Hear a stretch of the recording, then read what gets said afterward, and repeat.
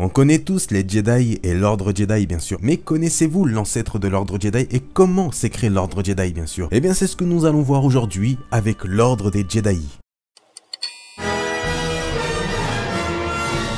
Avant toute chose, il y avait de grands monuments en forme de pyramides répartis dans diverses planètes, comme Ryloth, Kashyyyk, Manaan, Dathomir et bien d'autres. Ces pyramides étaient au nombre de 8 et elles étaient appelées les pyramides Toyor par un groupe de moines nommés les Dai Bendu. En tant que moines, les Dai Bendu savaient que cette pyramide n'était pas de leur planète et cachait quelque chose de grand et surtout ils ressentaient une énergie incroyable près de cette pyramide. Donc ils ont commencé à l'étudier pendant de très longues années et un jour les 8 pyramides s'activa et appela ceux qui pouvaient l'entendre à travers ce qu'on pourra appeler plus tard la force. Chaque espèce de chaque planète appelée par la pyramide était en droit d'entrer dans ce monument. Une fois les 8 pyramides complètes, elle révéla un secret, c'est qu'elles n'étaient pas réellement de simples pyramides, mais des sortes de vaisseaux. Les 8 pyramides rassemblées, tous se dirigèrent vers un lieu empli d'énergie mystique. Ce lieu était une planète nommée Titon. Une fois les pyramides arrivées, une 9e était déjà sur place, mais 2 fois plus grosse que les 8 autres qui étaient rassemblés autour de la 9e pyramide pour tout simplement créer une union entre tous les êtres vivants de chaque pyramide, ce qui engendrera plus tard la célèbre phrase que tous les êtres vivants sont liés par la force. Ensuite, les 8 pyramides partirent chacun de leur côté pour emmener ses membres dans leur nouveau chez eux. En sachant qu'ils étaient tous liés par la force, tous les membres qui habiteraient sur Titon, qu'importe leur race et leurs différences, seraient tous appelés les Titans.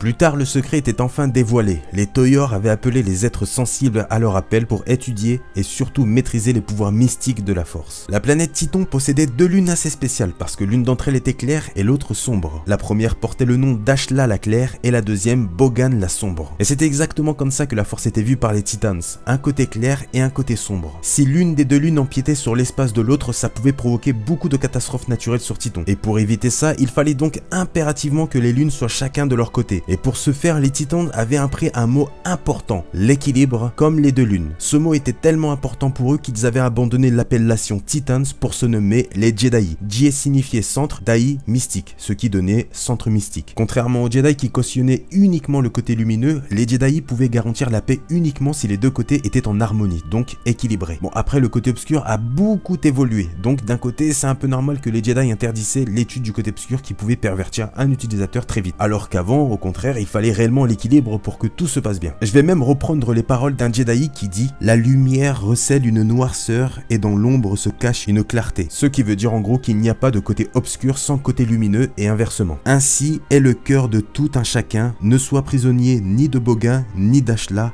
aspire à l'équilibre. Donc en gros, ne penche pas vers un côté plus qu'un autre, soit vraiment au milieu. Et c'est ça qui différencie vraiment beaucoup les Jedi des Jedi. Plus les années avançaient, plus Titon commençait à fleurir de temples et d'académies pour poursuivre l'enseignement de la force. Mais là venait un problème majeur qui est toujours d'actualité aujourd'hui par rapport à certains personnages. La force n'était pas toujours puissante chez les descendants. Certains n'avaient pas une aussi grande sensibilité que leurs parents et donc ne pouvaient pas survivre de tous les dangers de Titon, qui était quand même une planète très dangereuse en termes de faune locale. Donc un événement important eut lieu.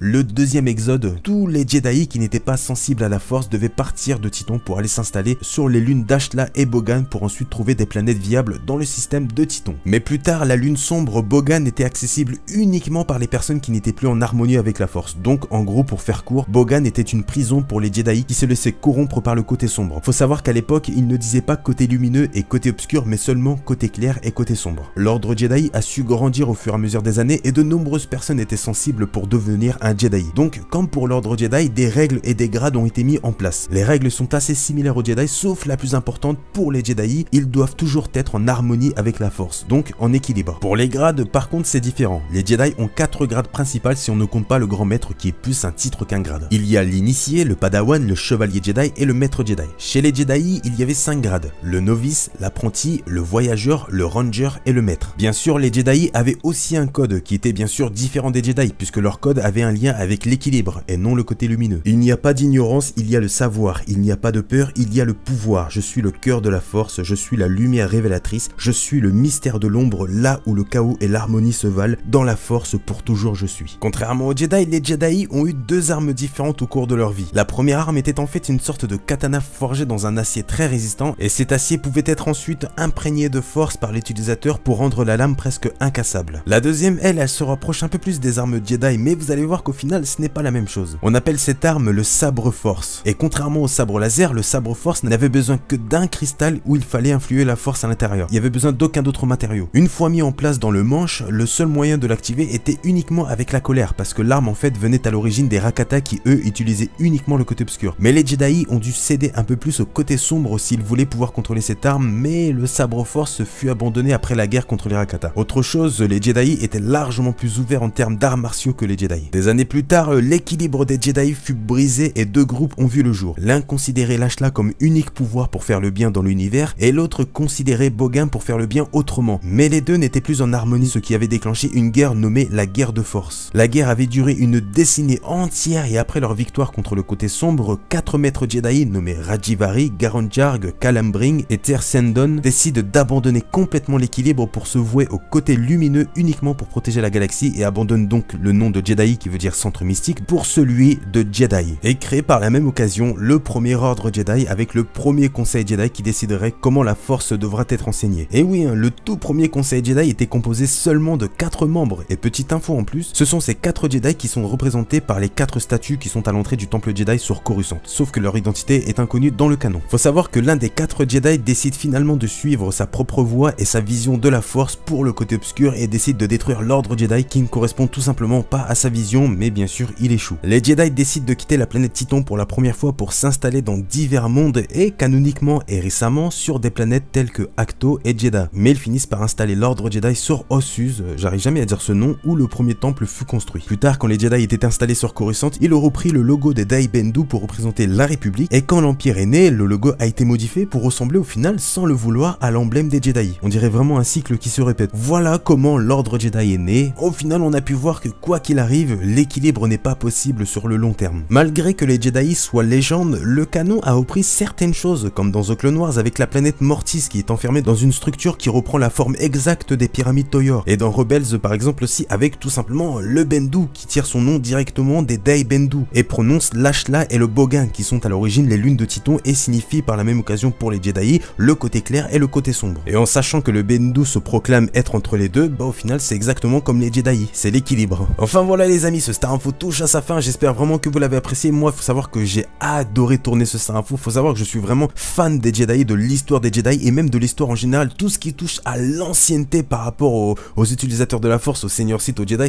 Je suis vraiment fan de découvrir comment tout ça a commencé, c'est pour ça que j'adore cette partie d'histoire. Dites-moi dans les commentaires, est-ce que vous êtes plus Ashla ou Bogan? Et ensuite dites-moi si vous êtes plus Jedi ou Jedi. J'attends toutes vos réponses dans les commentaires. N'hésitez pas à mettre le petit like les amis, ça fait vraiment très plaisir et en plus c'est gratuit, donc n'hésitez pas, hop, un petit clic, un petit pouce bleu, ça fait plaisir, vous inquiétez pas. Je vous remercie, on est bientôt 19 000 sur cette chaîne et on atteindra peut-être les 20 000, donc je compte sur vous. Si vous voulez vous abonner à la chaîne, il n'y a pas de souci, c'est gratuit encore une fois. Et pensez à partager ce Star Info pour faire découvrir l'histoire des Jedi à tout le monde. Sur ce, je vous laisse, je vous dis à plus tard, prenez soin de vous et à la prochaine. Salut à tous.